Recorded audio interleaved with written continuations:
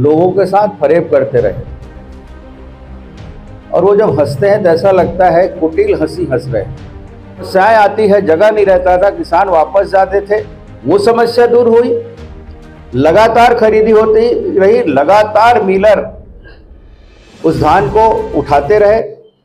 नमस्कार, आप देख रहे हैं वीएलसी न्यूज और इस वक्त की है सबसे बड़ी मुद्दा ये है कि जैसे ही प्रधानमंत्री नरेंद्र मोदी जैसे ही रायपुर में आगमन हुआ और आते ही जो है दुर्ग से जो सांसद विजय बघेल को बहुत बड़ी जवाबदारी मिल गई, बहुत बड़ी जिम्मेदारी मिली, जिस जिम्मेदारी के चलते जो है आज जो है दुर्ग भाजपा कार्यालय है, यहाँ पर जो है हर्षोल्लास का माहौल चल रहा है। इसी कसमकस में बेबाक होकर जो है आज जो विजय बघेल ने जो एक कांग्रेस सरकार को जो ठगी की सरकार कहें और जो कर्मी पोस्ट है और जो धान की खरीदी को लेकर किसानों पर किस तरह से हो रहा है, किसान के धान को एक्चुअल में कौन खरीद रहा है, किस तरह से सारी बातें हैं, बेबाक होकर जो है भूपेश सरकार पर निशाना साधा है। उनकी एक एक बात के केंद्र सरकार की बातों को राज्य सरकार किस तरह से आम जनता तक पेश कर रही है, ये सारी बातों को लेकर जो है आज विजय बघेल ने प्रेस वार्तालाप ली है। उनके एक एक शब्दों को अगर आपने नहीं देखे तो आज कुछ भी नहीं देखे।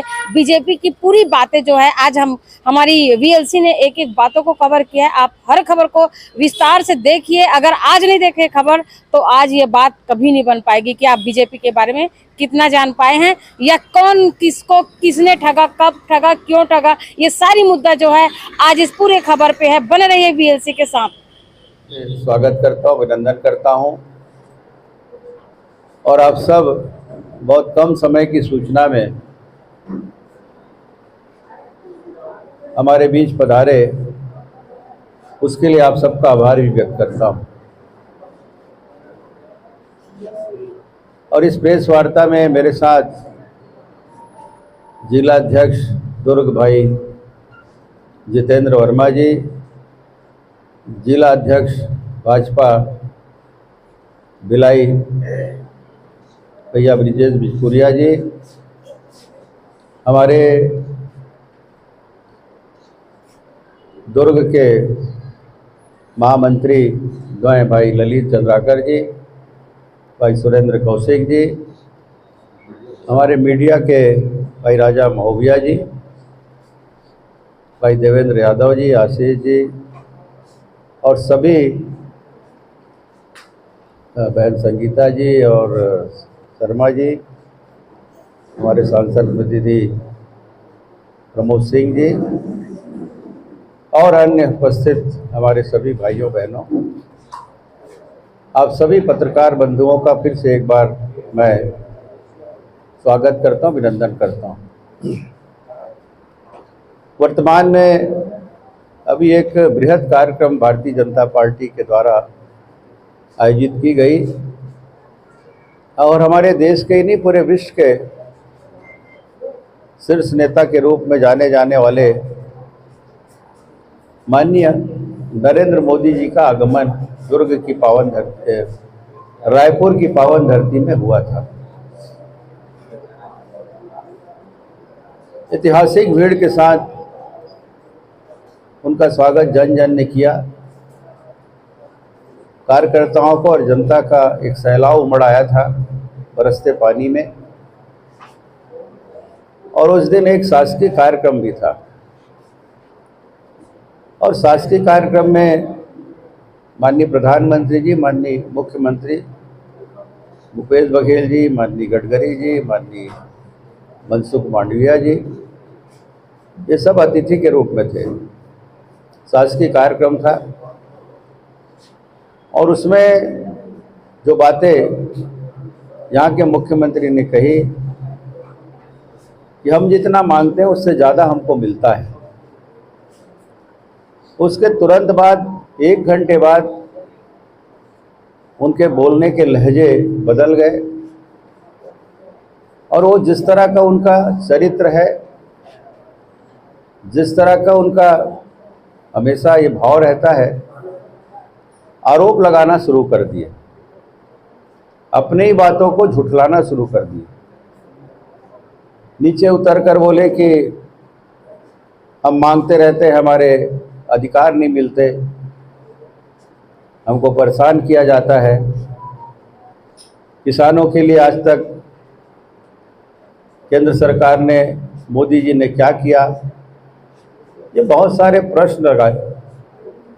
वो मीडिया के माध्यम से अपने मन की बातें कहने लगे और उसी सत्यता को बताने आज आपके बीच में मैं यहाँ पर आप सबसे निवेदन किया हूँ कि आपके माध्यम से जन जन तक ये बात पहुँचे, ये सत्यता पहुँचे, ताकि लोग भ्रमित ना हो, परेशान हो गए लोग।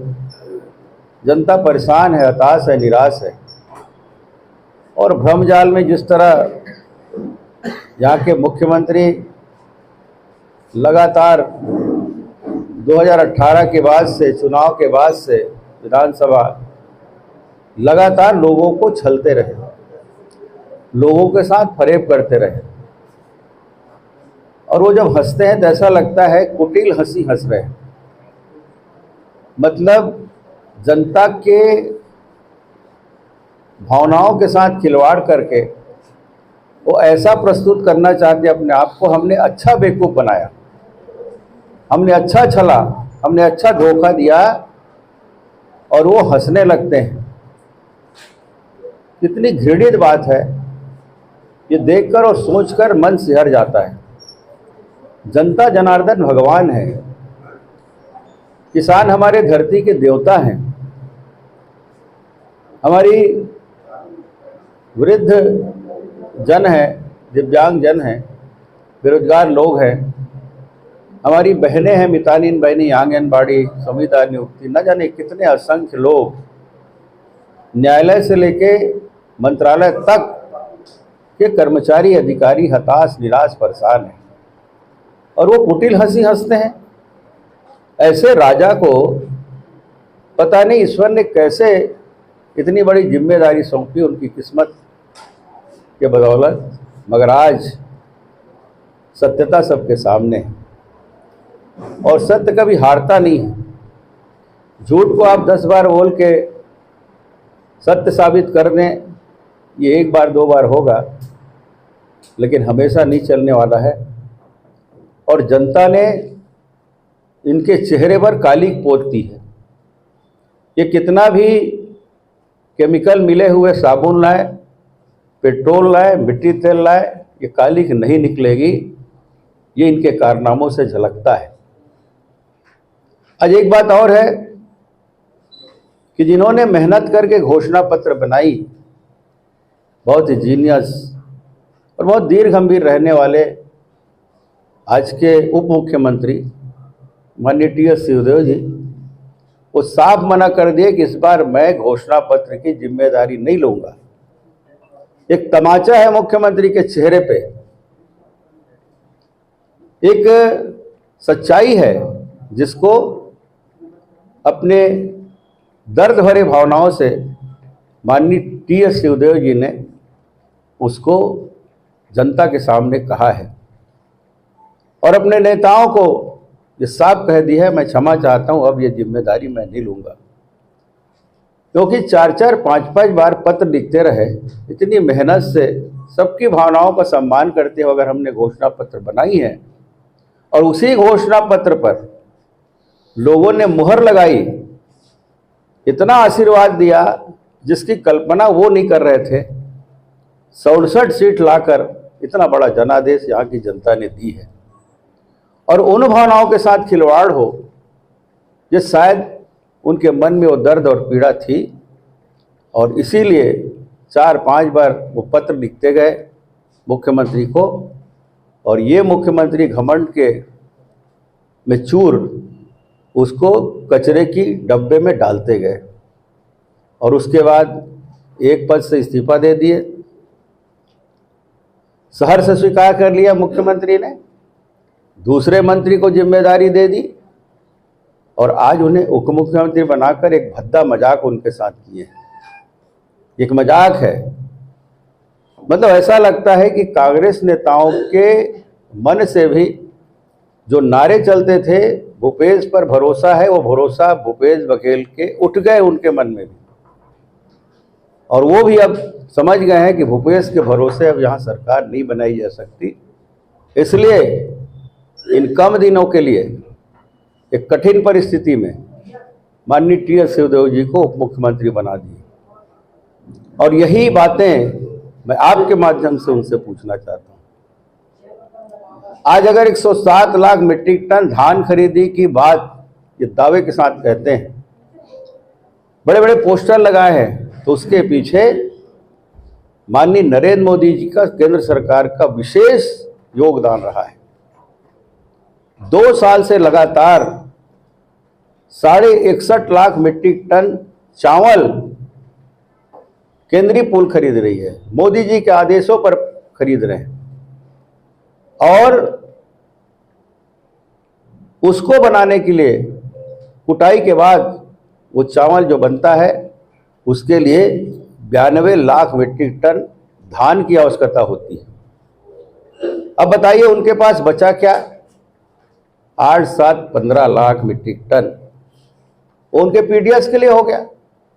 इस बार आप सबने देखा है कि संग्रहण केंद्र सारे बंद हो गए, जहां पर दोहरी मार पड़ती थी सरकार को ट्रांसपोर्टिंग की, वो बंद हो गया। इसके पीछे किसका हाथ है?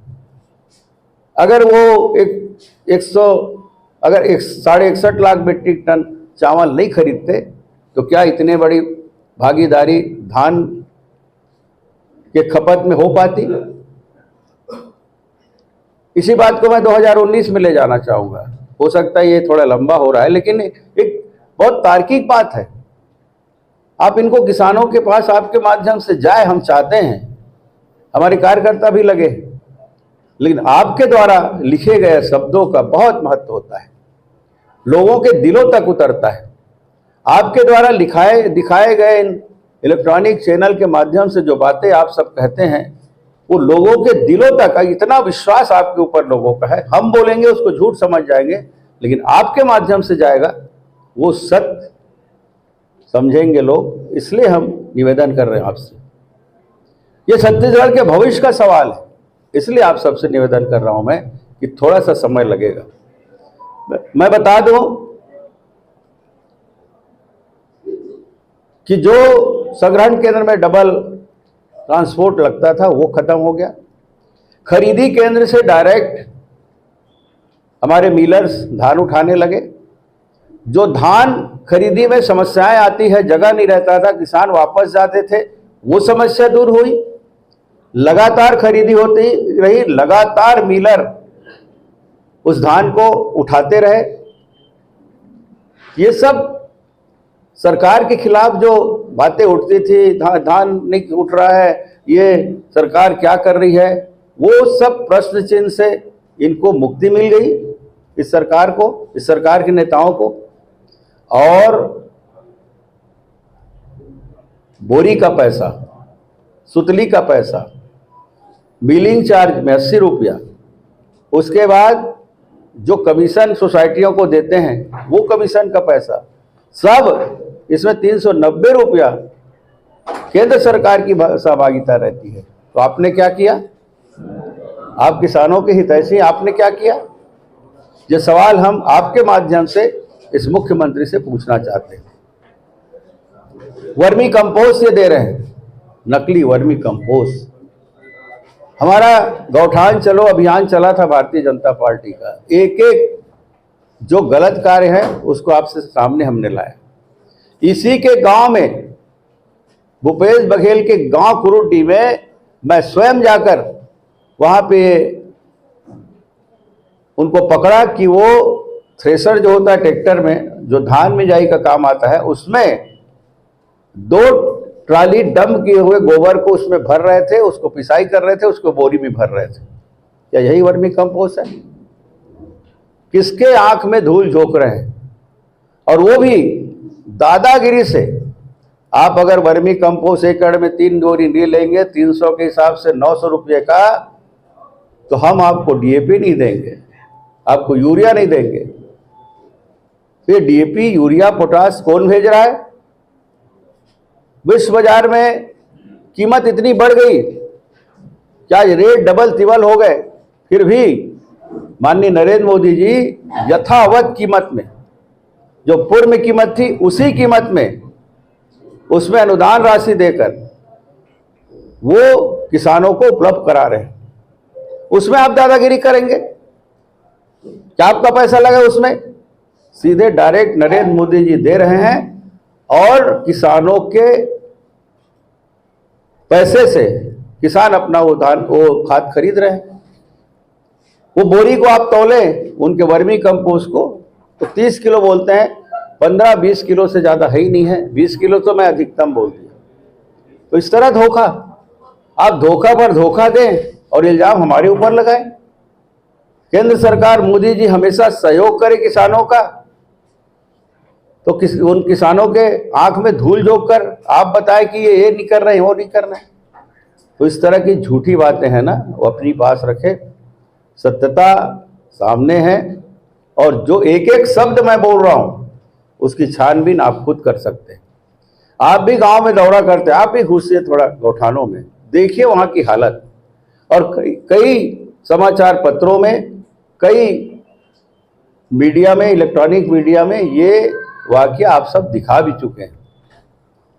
ये सब बातें है और अभी कल बहुत बड़ा उपहार दिए, मतलब 3 साल के किसानों के भविष्य को सुरक्षित कर दिया माननीय नरेंद्र मोदी जी।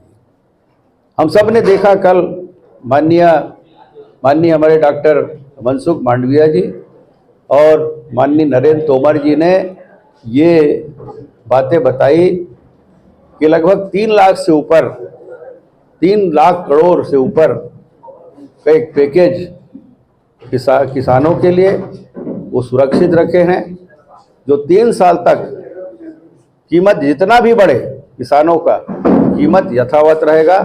इस बात की गारंटी केंद्र सरकार देती है और आपके माध्यम से मैं जनता तक इस बात को पहुंचाना चाहता हूं। बहुत सारी बातें हैं, मैं डिटेल आपको यहां दे चुका हूं पूरे तालिका के साथ। 2000 में धान खरीदी की बात करते हैं। अगर हम चावल के पैसे जो केंद्र सरकार से आता है, उन पैसों का समर्थन मूल्य के हिसाब से भुगतान किसानों को डायरेक्ट हो जाता है शासन के माध्यम से। 2040 मोटा धान में और 2060 पतला धान में। अब इनके लिए क्या बचा? इनके लिए बचा 460 रुपया, और उसको आप किस्त में दे रहे हैं और वाहवाही लूट रहे हैं। इस साल जो धान बेचे हैं अभी पिछले साल, उसकी पहली किस्त भी शुरू नहीं हुई है। जुलाई का महीना आ गया, आप 15 अगस्त को देंगे बोलेंगे, तो क्यों? इस 6 महीने का ब्याज कौन देगा? आप तो कर्ज में डूब गए ना किसान के, क्योंकि आपने वादा किया है दूंगा करके। तो ये 460 रुपये का आपको ब्याज देना पड़ेगा किसानों को, क्योंकि आप तो कर्ज में डूबे हैं। ये पहली सरकार है जो किसानों के कर्ज में डूबी है। नहीं तो स्वतंत्रता के बाद आज तक किसान सरकार के कर्ज में डूबे रहते थे। ऋण पुस्तिका बनी थी हमारी, बनी है अभी। हमारा किसान क्रेडिट कार्ड बना है, जिसके माध्यम से हम लोग खाद लेते हैं, नगद राशि लेते हैं, और जब फसल काटते हैं तो उसका भुगतान बिना ब्याज के होता है, जिसकी परंपरा माननीय डॉक्टर रमन सिंह जी ने शुरू की। आप क्या कर रहे हैं? आप सिर्फ धोखा दे रहे हैं 2500 के नाम से, और इस बार 2800 20 क्विंटल खरीदेंगे, बहुत बढ़िया बात है। लेकिन आप एक मुश्त राशि दीजिए ना। किस्त की बात साहूकार करता है, जो कर्ज दिया रहता है ना वो बात करता है चलो नहीं दे सकते तो हमको किस्त में दो। तो किसान आज साहूकार है और तुम कर्जदार हो और किसान के बेटे कहलाते हो। ये और एक कटाक्ष कर रहे थे मोदी जी को। ये बोल रहे थे कि अभी छत्तीसगढ़ी भाषा में बोले, कहीं वो बोलेंगे, कहीं वो बोलेंगे, कहीं वो बोलेंगे। आप क्या करते हो? आप क्या छलावा कर रहे हो छत्तीसगढ़ की जनता के साथ? सोटा मरवा रहे हो। आप गेड़ी चढ़ रहे हो, आप वहां पे महादेव घाट में उलान बाटी खेल रहे हो, अब गिल्ली डंडा खेल रहे हो। जो हमारे रग रग में बसा है, आप बासी खिलवा रहे हो। अरे बासी तो हमारे रग रग में बसा है। छत्तीसगढ़ के बासी माँ बड़ा विटामिन हवा, एक गाना है, प्रसिद्ध गाना है। आप सिखाओगे बासी की बात हमको? और एक बनावटी किसान का बेटा, एक बनावटी छत्तीसगढ़िया। हमको बनावटीपना की आवश्यकता नहीं है। हमारे मोदी जी जाते हैं तो उनकी भाषा में उनका सम्मान करते हैं, ये बहुत बड़ी बात है। आप नहीं बोलते उधर बस्तर में जाके गोड़ी भाषा में, आप सरगुजा भाषा में वहां जाके नहीं बोलते? कितने प्रमाण हैं, हम दिखा दें। और आप अपने अधिकारी कांग्रेसियों को बासी खिलाकर क्या बासी दिवस मनाओगे? आपको तो शराब दिवस भी मनाना चाहिए, क्योंकि दारू तो गली गली बिक रहा है, उसका भी बनाओ। ये सब बातें अशोभनीय बातें, छत्तीसगढ़ का अपमान है। और यहाँ के प्रेम, यहाँ के स्नेह, यहाँ की आत्मीयता से लोग इतने प्रभावित हैं छत्तीसगढ़ के कि जो भी आते हैं यहाँ रज बस जाते हैं। ऐसी हमारी धरती है, ऐसी हमारी कोमल मन वाली धरती है, ऐसी हमारी प्रेम की धरती है छत्तीसगढ़िया। सबसे बढ़िया ये आवाज़ें गूंजती है लोकसभा के उस पटल पर, हम लोग ने लगाया और सबने एक साथ आवाज़ मिलाया। इस छत्तीसगढ़ को किस गर्त में ले जाना चाहते हैं आप झूठ बोल के? पत्रकार को भी इंसाफ नहीं मिल रहा है। अगर स्वतंत्र पत्रकारिता करे तो उसको आप जेल में डाल देते हो। तो सारी हरकतें तो आप कर चुके, अब क्या बचा है आगे देखते हैं। और आप सबसे जो आंकड़े मैंने दिए हैं, आंकड़े आज डाले कि नहीं डाले? ये वाला बोलूंगा तो लंबा हो जाएगा। और वर्मा जी अभी गुस्से में मुझे देख भी रहे हैं, क्योंकि बड़े आदमी वो हैं, सब हम लोग छोटे लोग हैं। तो एक थोड़ा सा वीडियो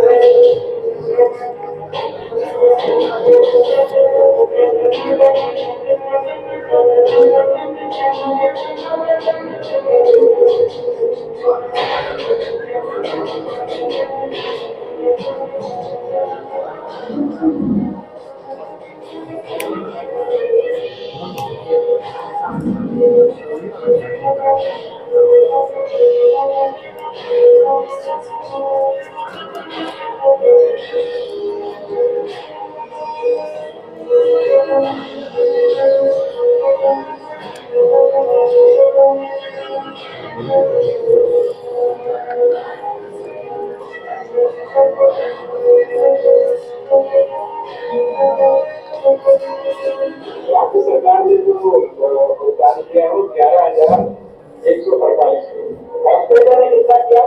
केंद्र ने इसमें 51,563 51,563 केंद्र सरकार ने दिया।